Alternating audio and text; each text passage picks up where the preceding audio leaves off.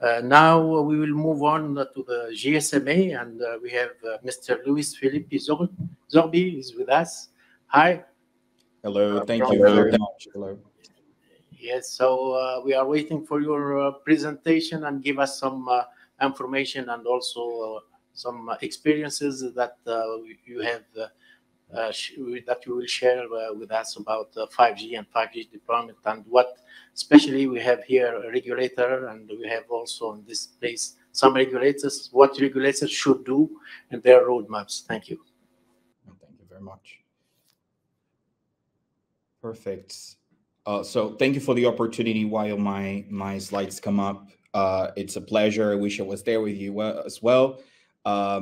So I am going to talk about a work we did specifically on roadmaps for the region, looking into different countries and different moments of the roadmap that countries are, as well as the benefits of 5G in general. So if we move to the first slide, we'll see that, and I like saying it, that 5G is not just an evolution.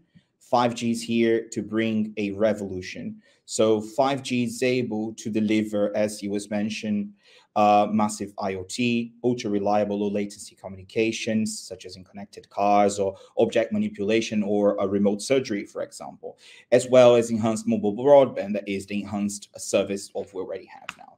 But we can't forget that, as you can see from the report on midbands that we did, FWA represents 32%, and FWA has to be seen more and more as one of the 5G use cases, and that's very important to have that in mind.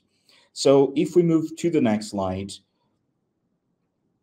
we'll see that the economic power of 5G and what 5G can bring in general in 2030 is $961 billion of GDP growth. And that means globally, this will be a huge impact, but it doesn't change whenever it comes to different regions around the world. The impact on GDP as a percentage is similar to every part of the world, every different country, and ranging from 0.3 to 0.7 additional in 20% additionally in 2030. So that's good to have that in mind. And 5G will bring that, thinking about all three ranges, so low bands, mid bands, and millimeter waves.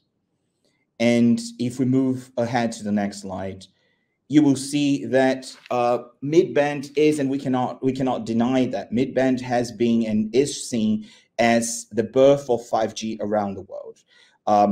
As you could see from the other presentation just before, but mid-bands represent a high percentage, not just of the GDP that you just saw a little bit before with my comment, but also whenever it comes to the implementations we've seen around the world, it really is in 70 to 80% of those implementations. So having that in mind, we also studied how much spectrum is needed in that mid-band, and those 2 gigahertz I can detail within the questions are needed in mid-band spectrum. But if you look into MENA specifically, mid-bands represent 0.35% of our GDP share in 2030, and that represents $16 billion additional dollars in GDP just coming from mid-bands in the region. So that's very important. We know that the region has been growing in that conversation and availability, especially in the Gulf countries. So it's important to have that in mind. The impact is very important and huge. So if we move to the next slide, you will see that for that to be a reality, and that's the biggest conversation we're having here today, roadmaps are necessary. So roadmaps are able for, we're able with roadmaps to look into when and what spectrum will be made available. So that's possible to make sure that operators plan ahead and continue the high level of investment throughout time. So it is a type of certainty, not just regulatory certainty, legal certainty, and investment certainty. And whenever it comes to roadmaps, sometimes we think that roadmaps are only about when, where, and that certainty, but it's also about the licensing regime, making sure that parts of the bands may need some type of reforming, the pricing is clear, that all types of sharing, trading, and leasing are actually made available, if not yet in the country, as a type of framework.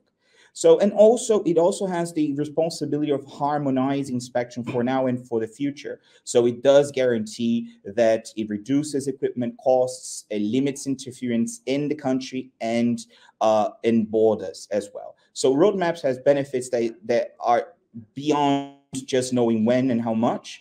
It brings all the possibilities the spectrum has in specific markets. So if we move to the next slide, you will see the MENA roadmap work that we did. So from the blue left side, you see 4G, and then on the right side, you see our proposed roadmap for 5G.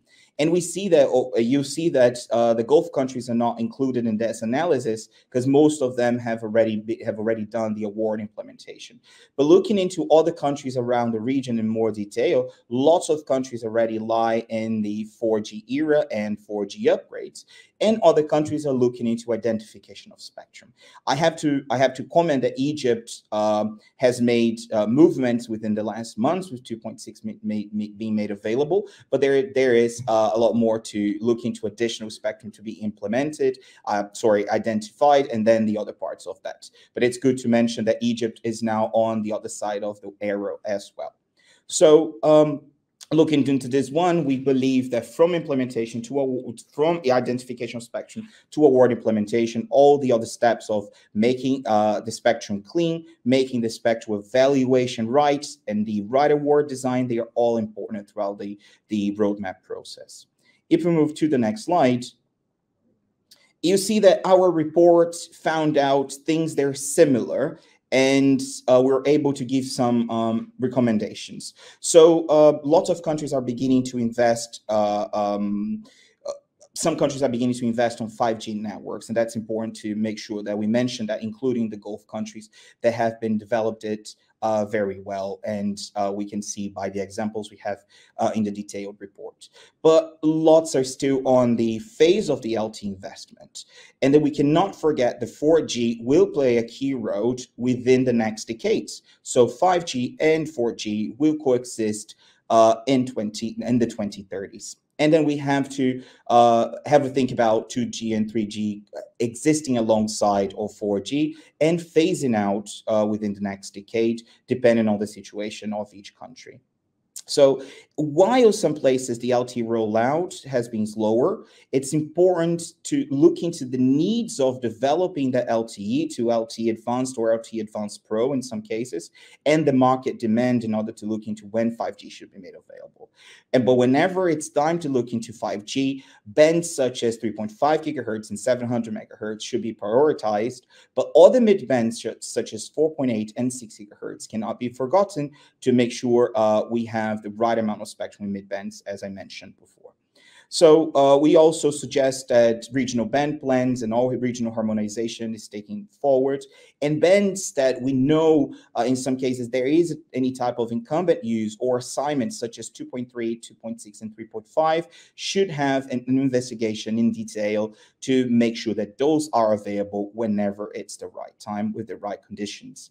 And the most important one, and we've seen that happen in Iraq for 4G being made available, technology neutrality. Technology neutrality will make sure that lots of bands, they're already legacy bands as we call them, will be possibly available for 4G in some cases and 5G in other cases. And if we move to the last slide, you're able to download this one in more detail. We released this document during Expo 2020 in Dubai in January. And if you have any other questions about this one, apart from the ones we're going to talk about today during this panel, we're more than available. Thank you.